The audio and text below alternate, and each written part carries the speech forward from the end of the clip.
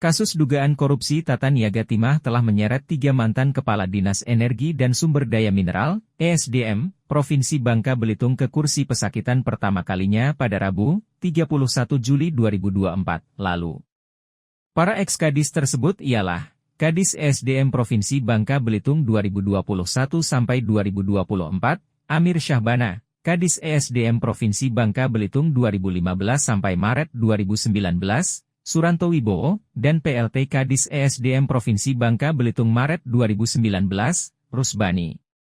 Jaksa Penuntut Umum, JPU, pada Kejaksaan Agung membacakan dakwaan terhadap ketiganya dalam persidangan perdana di Pengadilan Tipikor Jakarta Pusat. Dalam dakwaannya, jaksa mengungkap bahwa 3 mantan Kadis ESDM Bangka Belitung itu melakukan korupsi bersama 19 orang lainnya yang segera menyusul duduk di kursi pesakitan.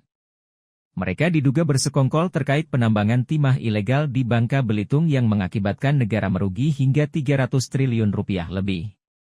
Bahwa akibat perbuatan terdakwa Suranto Wibowo, bersama-sama Amir Syahbana, Rusbani, alias Bani, Bambang Gatot Aryono, Mohtar Riza Pahlevi Tabrani, Emil Ermindra, Alwin Albar, Tamron alias Aon, Ahmad Albani, Hasan Cie, Kuan Yung alias Buyung, Suito Gunawan alias Awi, MB. Gunawan, Robert Indarto, Hendri Lai, Fandi Lingga, Rosalina, Suparta, Reza Andriansyah, dan Harvey Mui sebagaimana diuraikan tersebut di atas telah mengakibatkan kerugian keuangan negara sebesar 300 triliun 3 miliar 263 juta 938.131,14 rupiah.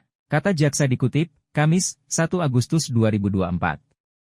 Berdasarkan penghitungan Kejaksaan Agung, nilai kerugian negara itu terbagi menjadi 3 poin, penyewaan alat prosesing pelogaman timah, pembayaran biji timah dari tambang ilegal, dan kerusakan lingkungan. Dari kerjasama penyewaan alat prosesing pelogaman yang dilakukan tidak sesuai ketentuan, kerugian negara dibagi menjadi 2, yakni pembayaran kerja sama penyewaan oleh PT Timah ke-5 smelter swasta dan HPP Smelter PT Timah. Kerugian negara yang diperoleh dari pembayaran kerja sama penyewaan alat prosesing pelogaman timah oleh PT Timah ke-5 smelter swasta mencapai 3 triliun 23 miliar 880 juta 421.362,90 rupiah.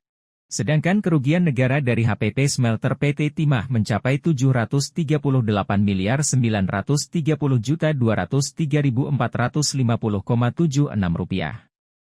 Dengan demikian, kerugian negara dari kerja sama penyewaan alat prosesing pelogaman timah mencapai 3 triliun rupiah lebih. Kerugian negara atas kerja sama penyewaan alat prosesing pelogaman timah yang tidak sesuai ketentuan, 2 triliun 284 miliar 950 juta 217.912,14 rupiah, kata jaksa penuntut umum di dalam dakwaannya.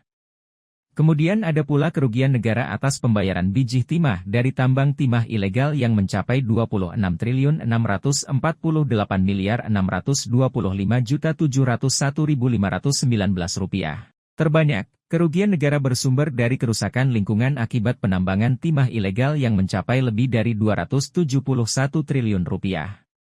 Kerugian ekologi 183 triliun 703 miliar 234 juta 398.100 rupiah.